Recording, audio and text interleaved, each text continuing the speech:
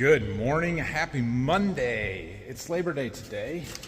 We're not working a lot. However, it's our local town festival and there's a parade this morning.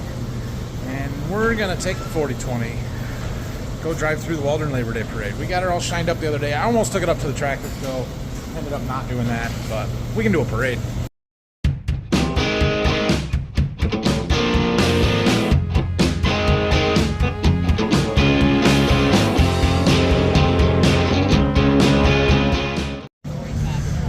Brought Rylan, we're gonna ride through the parade together. We're staging up here at the school. We got a whole bunch of tractors, stuff still coming. It's still about a half hour before the parade starts, and then it goes around the school, and all the other stuff is on the big parking lot over there. So this is a fairly large parade for a town of 500 people or less. Do a pretty good show. All right, well, we're about ready to get rolling here. The first truck's sirens, the road is on the other side of the school over here, and we could hear the sirens running about 10 minutes ago. Supposed to start at 10:30, but they're supposed to be uptown at 10:30, so yeah, it was about 20 after they started moving. You're so loud, and we have not moved yet. That tells you how many people are in the other parking lot leaving yet. Looks like we got a pull start one over here. A pull start? Yep. Let's see if they get it. Pull start tractor? You're gonna pull start it. We got it hooked up to that other tractor. He's gonna pull it until it starts. Did you know you can do that with old tractors? Pull. Ready? Oh, maybe not. Maybe they're just pulling it out of the way. I don't know what they're doing. I thought he was gonna start it. Ha! That's illegal. There we go.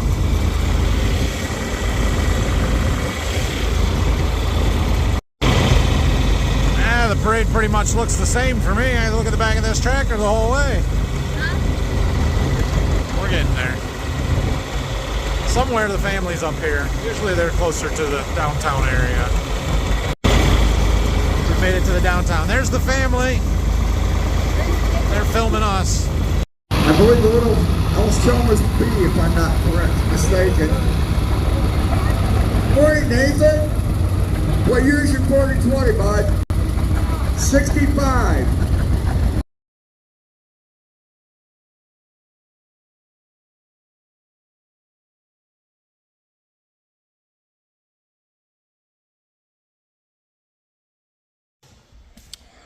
We made it back from the parade. We got a little more cleaning up to do from the party yesterday. Got all my tables and chairs and stuff that need to go back down to the seed warehouse. So getting those loaded up. We'll see if we do anything else today or not. I don't know. Clean it up. Good morning. It's a little chilly today. So it's Tuesday, day after Labor Day. We had quite a weekend around here at the farm. Did the parade yesterday, which you guys probably already saw in the first part of this video. We also had my parents' 40th wedding anniversary party on Sunday there. And I'm going to throw a little slideshow in at the end of this video. You can stick around and watch that if you want. Just a few pictures. I don't have any video clips really from it. But a great time, great turnout. We had, a lot of fun and preparing and making the meal and getting everything decorated and ready with my sisters and family was all great, and then having all the family and friends around and stuff for the party on Sunday evening there was really good. So anyway, it is Tuesday. We've got a few different projects we're getting ready to start this week. This week tends to be a little bit slow before next week things really ramp up here as we get ready for getting into harvest. So Brock is going to be around later today. I think Phil would like him to go down to Berkey and get our air seeder back up here because we got to start going through that, getting it ready for wheat. But we're up here at the irrigated field, and we're going to go out and look here a little bit, but we've got a little work to do to our generator.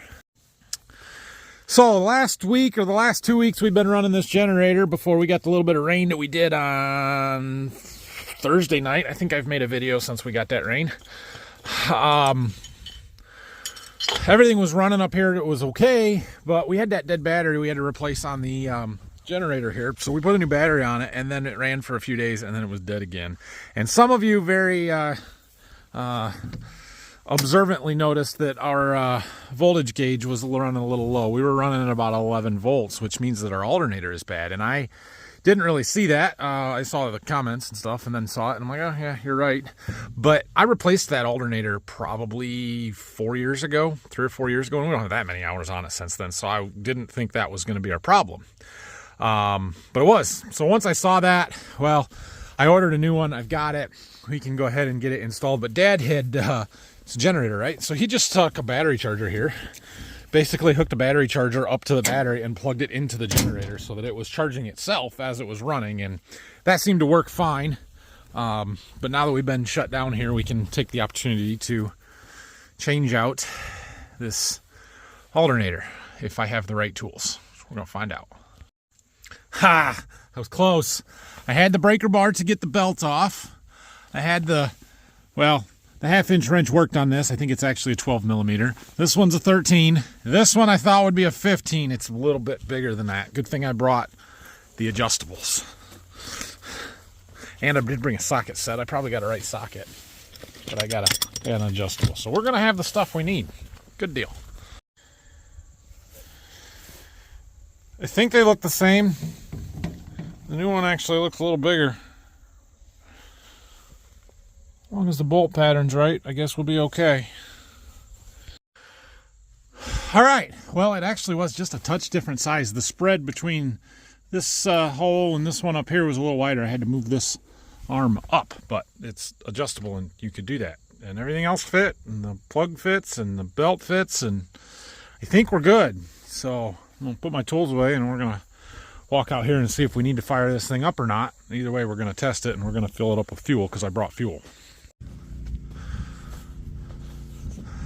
We are getting close to the point where we're going to be done irrigating. We don't need water a whole lot longer, but I think it will still help this week. It's supposed to be dry all week. A little cooler here at the beginning of the week and then warmer later in the week, but we had our first sub 50 degree morning here this morning. It's been a little chilly, so let's see. Let's walk out here and see what the ground looks like inside. Oh yeah, we're still moist. We got lots of moisture.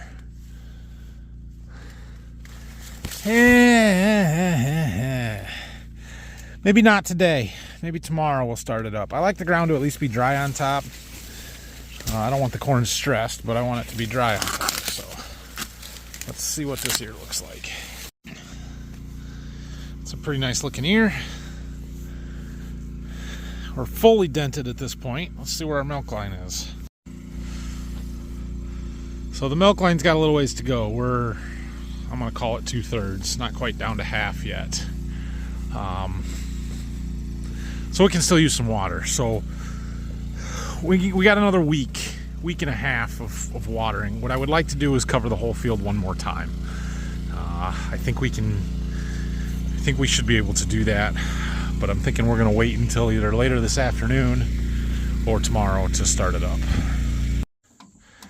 We will go ahead and start this up. Nope, we won't. Apparently it hasn't been charging that good. Dang it. Alright, well, we'll have to bring the jumper cables. I do have that charger up here, but I don't have any way to plug it in without this running, so ain't gonna do us any good. So we'll bring some jumper cables when we want to start it. So, since we've got a little bit of a slow week, I've got a project we're gonna start here. It's time to pour some more driveway. We want to pour this all the way to the road. We're going to do half of it now, and then we'll see if we got time for the other half after that or not. But, yeah, did a little measuring yesterday, put a couple stakes out. We're going to go ahead and get this ready to pour. So we're digging a little bit of stone out that I put in to build up to the pad last year. And we're going to get some forms and get stuff set, and we got to get some bar and put that down. And this shouldn't be too major of a project. I was doing some math. I think it's around 13, 14 yards of concrete for the pour that I want to do this week. Yeah, just gonna get it prepped. Well, there's the face of the old pour. There's Brock. He's got to go now. So we were doing a little measuring. I set up the laser yesterday, and from the center of my driveway right there, which we have a ton of slope coming out this way on this driveway, or pour, but to the road to the center there is only 8 inches. We only drop 8 inches, and we're gonna have some grade going across it to the south so that the water drains off and we don't hold it up, but I think we're gonna end up basically sitting on top of the driveway that's here now and not having to dig much stone out. We got to do some grade checks and stuff, but yeah, we're gonna be sort of high, and maybe we'll have to sink it down some out there. I don't really know. We'll just have to sort of start at the beginning here and work our way out and do some math. Kept all these concrete forms out here in the seed warehouse for a year just for this project, so we better get them and use them. All right, I think I've got my figures figured, if that makes sense. It does. So we've got a lot of slope on our driveway over here. We knew we did because the house sat sort of high compared to the field, and like the grass there slopes off faster than the driveway does, but it gives us lots of fall to get water off of the driveway, right? And that works pretty good. I don't really need that much fall on this driveway that we're adding now. We're 8 inches lower at the road than we are right here in the center, but let's see, we've got, it was 13.5 inches from that corner to that corner of fall. So that's a lot. We don't need that much fall going across the driveway. So we're gonna get it to a 1/4 inch per foot, which is still plenty, but that would be about 3 3/4 inches, just under 4 inches across a 15-foot driveway. Makes sense, right? So I went and we marked out 10-foot intervals going out, because we also, in addition to being sloped out across that 1/4 inch per foot, we need to lose 8 inches by the time we get to the road. But I kind of want the end of it by the road to either be flat, so it's straight across, straight side slope, or maybe even pitched back a little bit from the road, just so the water's not running out into the road. So what I've done here, we're about 92 feet out to the road. We're gonna go 1 inch per foot to lose our 8 inches, which gives us 80 feet. We'll be down to road level, or pretty darn close to it, and should work really well. So, given that information, knowing that we're going to pour 6 inches of concrete, we can figure out where our subgrade needs to be, and that's kind of what I have marked out on the sides here. So like, that's our first 10-foot mark. We need to be 6 foot and 1/4 inch on my stick from where our laser level is, which means I need 2 inches of fill in there. On the other side, we need to be at 6 feet 4 inches, which we're a 1/2 inch light there, but this is kind of, yeah. By the time we get out here, we're 2 inches low, so we need 2 inches of fill on both sides here. This spot was pretty darn good at a 0, and then as we move out, we were a 1/2 inch low there, or 1.5 inches low right there, and then here we're even, which we got to do something with that stone, or the grass, and get stone in there, so there's that. And then we're actually 1 inch high here, so this is where we're gonna have to start digging stuff out just a little bit. But for the most part, this slab is going to sit above grade, which makes it easier to pour, but much harder than to fill in around once we're done. It means we're gonna need a bunch of fill dirt in here, which is also why I haven't worried about this grass being crappy and over there, because I knew that once we poured the driveway, I was gonna have to take it all out and grade and fill it and bring some dirt in. So that's what we are gonna do. I'm gonna go grab a bucket load of stone. We need to get our compactor and then start setting some forms here in a little bit. Brock and Phil went to Berkey to get our air seeder brought back up here, so they'll be back here this afternoon. But if we can get the grade done and the form set today, I'll be very happy, because then tomorrow we can lay rebar and be ready to pour Thursday morning is kind of my plan. It's Tuesday, so yeah, that should work. All right, well, I went to lunch and I grabbed some supplies. I wanted some more PVC to run underneath this driveway. I don't know what I'll ever need on that side, but I want to be able to get to it if I need it. It was super helpful here under my sidewalk, over there by the front steps under the sidewalk, and the one that goes underneath this driveway. They all have irrigation lines running through them for my landscaping plants, so I'm glad that I put them in. It was very handy. And we're going to put one in going across the driveway too. I have a feeling it's going to be electrical that's going to be needed out there, but we'll get to that eventually. So, I got those. I put these 2 boards in. They're loosely in place, just kind of to give me the shape. I'm waiting for Brock to get back so he can help me do some more measuring and layout stuff. I need to figure out exactly where the sides of the driveway are going to be. I'm trying to kind of line up with my cuts in the initial concrete there. I have this one here right down the center, and then these other two kind of be the edges, and then flare from there to the next one. Makes sense? It makes sense to me. That's a lot of driveway. It'll be really nice. My kids will love it for riding bikes and scooters and all the rest of their stuff. And we can keep the dirt out of the garage and the stones off of the main pad there. And once we get to the road, there shouldn't be any dirt and stones and mud from the driveway. So, that'll be good. Anyway, we do need a little more stone. We're going to need some fill in here. I also scraped back the sod that was on this side, kind of got the organics off, so we need to fill that in with stone and keep compacting it. We are shifting the driveway a little bit because I'm trying to stay lined up with those cut marks there. We were outside the main part of the driveway on this side and kind of right on the edge of it over here.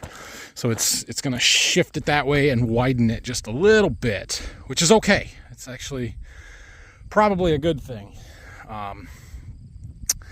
Yeah, we're going to need a lot of fill dirt though for the sides once we're done here. That's what I'm figuring out, because everything except for this last one was either at or below grade where we needed to bring fill in. This one here we needed to cut down a little bit, but basically we're going to sit 5 inches above the old level of the driveway, which means we need 5 inches of dirt there.